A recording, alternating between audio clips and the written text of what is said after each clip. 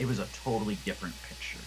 So it's like an illusion or something of the sunny meadow? Or can I roll an investigation check? Because that's real fucked up and weird. Have their other symptoms gone away? They still have all the symptoms, but they don't seem to be progressing or dying like they normally were last time. I mean, so we got that going for us. Hey! Does Beavis, do you have any way to detect if this is an illusion? You know, you would fucking think I would.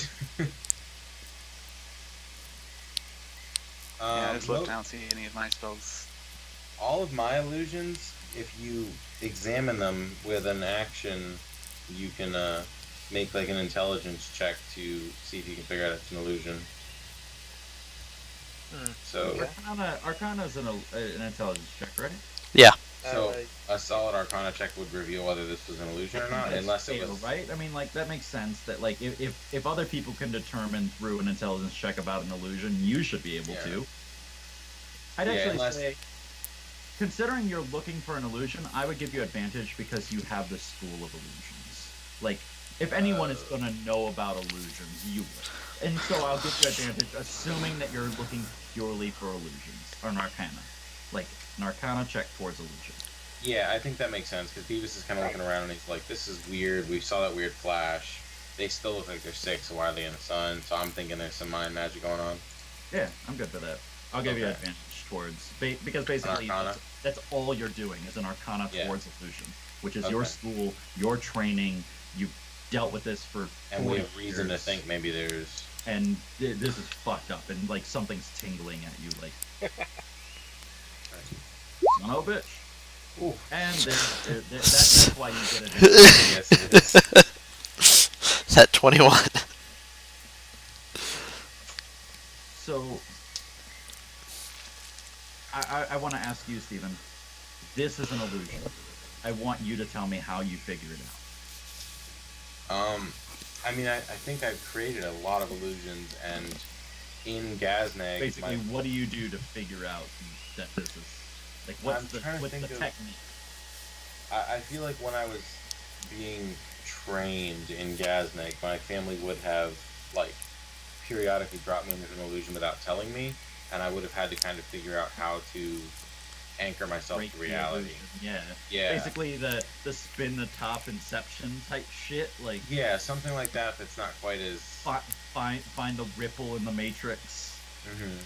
So maybe I'll. Yeah, maybe like.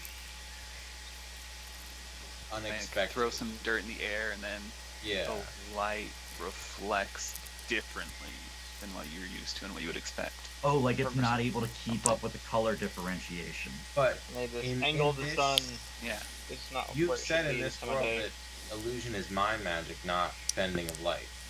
Mm-hmm. So I think I will do something like entirely unexpected. I think that Beavis would kind of look like a lunatic to them, because he'll do something like stab himself, or in the something crazy. Like what I'm saying is something that would usually break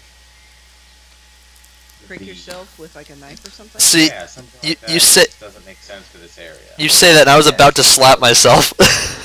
Yeah, so you guys definitely see Beavis like reach down, and like you see him draw a dagger that he normally like never deals with, because like Beavis doesn't deal with these benign physical like weaponry. I think I might actually poke like Thorgil. Yeah, that's like what I do. Yeah, and I think that's awesome. And like he like steps out to Thorgil in the sunlight, and then just slashes Thorgil. Like he grabs Thorgil's hand and like holds it out, and then cuts Thorgil's hand.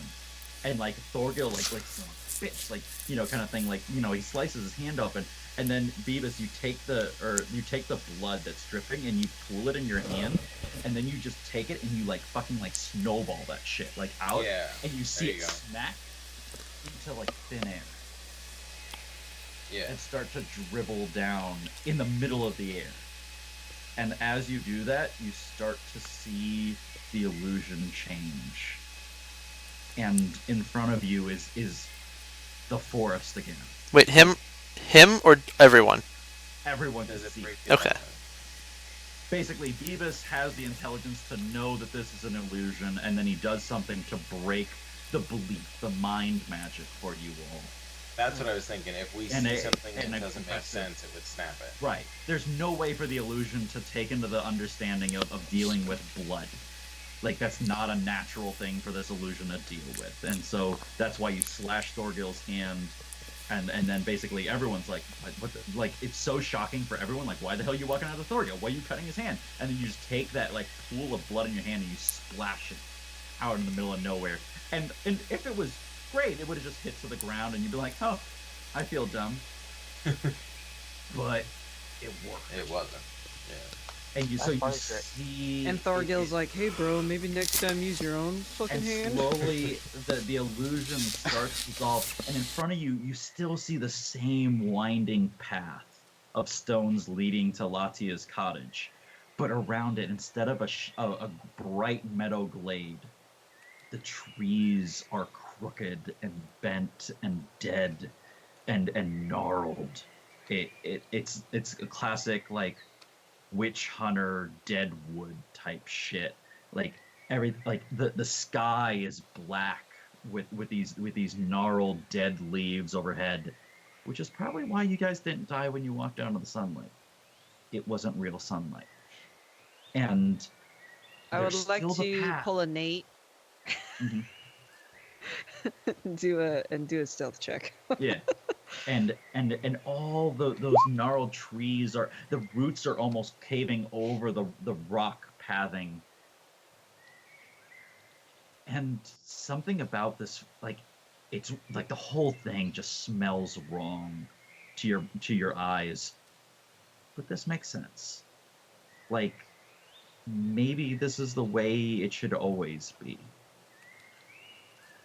Oh, so are we maybe seeing past an illusion that was here even the last time we were here? Okay. So one of those things, because I think this is a good place for us to end it, is at no point did you do any checks about the environment last time. Last time we were here. Last time you were here. Yeah. And I gave you an indication. Really hard and be like, I fucking told you. I gave you a massive indication last time because when she opened the way, you watched her change, and no one bothered to give a shit. Yeah. Well, because we were distracted by the fact she was like tearing her way through this because you described it very aggressively. She ripped this tree open, and the skin peeled away from her, and all these kind of things, and it was major, and you guys are like, oh, that's because of what she's doing, and I'm sitting there like, it's because she couldn't maintain the illusion. And you guys are like, oh, that's cool. Great to be out of here. And I'm sitting there like, oh, buddy, you're going to have to come back here. So, yeah, cool. I think I'd love to go further, but midnight is always my rule, and we're coming right up on it. So we'll deal with Latia and her true home, which probably answers a lot of questions that Zach has been sitting on with Latia for a really long time, because he was calling her bullshit pretty hard, and I kept lying to him straight to his face, and he was really mad about it. And now you know why I was lying to you repeatedly, straight to your face. Dun, dun, dun. This is the Wild Wood. This is not a groomed, happy place. And that's why the elves told us we were probably going to die if we came here. Yep. So lots to explore now. Latia's home is a totally different home than you explored before. Okay. Bwomp, bwomp, bwomp, Much bwomp. Yeah, Beavis looks around. He's like, "You guys believe me now? This is evil." That's a good one. I'm gonna go to sleep. He just kind of drops where he is. You're muted, by the way. Yeah, I know. I was gonna say, like, it won't come out right. I need to type this one out for this to work.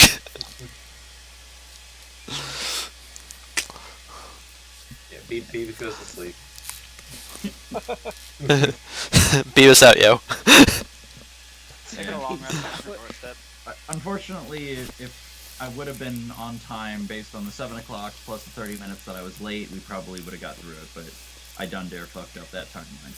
Well, I also thought it would be a good idea to spend an hour and a half trying to make money. Having an archery contest, yeah.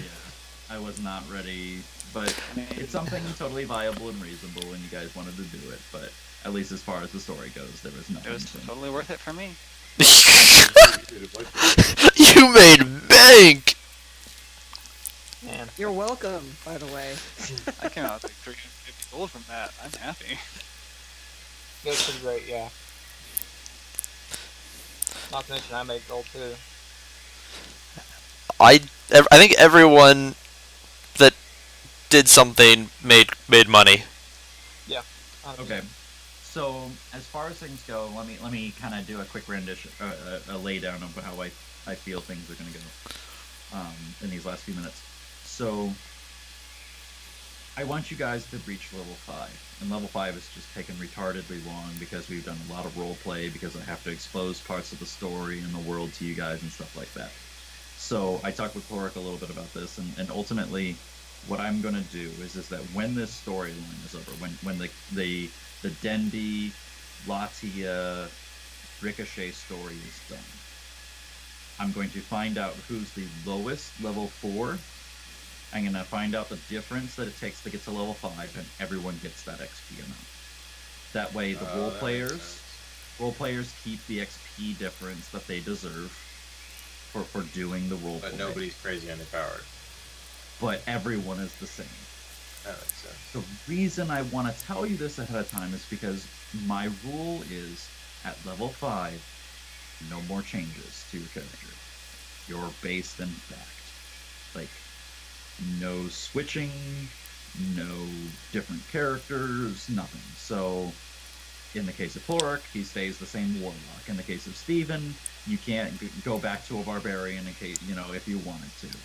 In the case of Jay, you can't choose a different, god, or switch to a paladin if you wanted to, or whatever.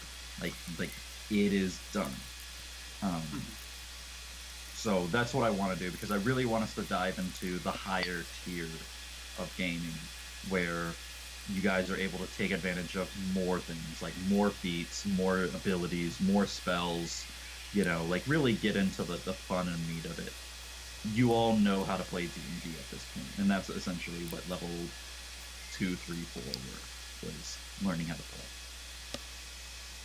So that's my plan. We get past level 6, it'll be the first time I've ever gotten a character past level 6. Well, no problems there. Because at that every point, group I've played with, it's always stopped at like level 2. Well, I'm so well mad. past that. Made me so mad. But that's kind of where I wanna see us go. Also, Cloric, at least, because we were talking about this, well, we were saying maybe we wouldn't have a session next time, and that you would run one. Obviously, our story didn't finish, so I'd like to finish that up. So probably we wouldn't have that. However, that doesn't mean that we can't still have a session after that if that's something you want to do. But I wanted to clarify that next session I still want to get this story done. Mm-hmm. But if you want to run another one shot after that, when we finally finish, so not next weekend but the weekend after, if you want to do a one shot, I'm totally game. I want to play. I want to be a player again. Jesus fucking Christ. So I'm game if you want to do that kind of thing. Wait. So scheduling. I need Hero, next weekend. Steven. Yeah, next week. Well, Kiro. Like, 4 of us are gonna be gone then. Yeah, there's gonna be. We'll figure out timing, but I'm saying like once that session is over, whatever the week is that we have 3+ players. Yeah.